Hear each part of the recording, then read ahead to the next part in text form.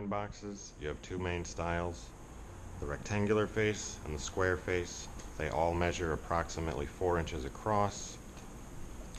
All of the rectangular ones measure approximately 2 3/4 down, where the square ones measure 3 1/2.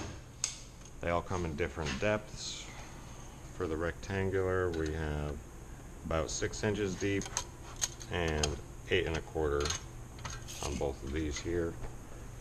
For the square face, we have 4 1/4 inch deep, 6 1/4, 7 1/4, and 8 1/4. Now, to determine which one you need for your machine, all you need to know is square or rectangle.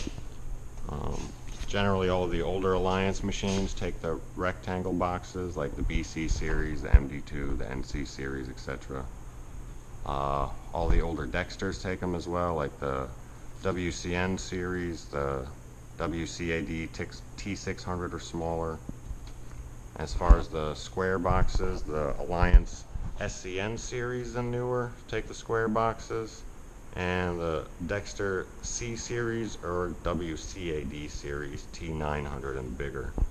But to determine square or rectangle, you don't need to know any of that. You just need to know, is your hole closer to 3 inches or 4 inches? This one's closer to 3, you need a rectangular box. Other thing you're going to want to check is look inside the vault to see if you have a switch in the back of it. It's usually one of these guys.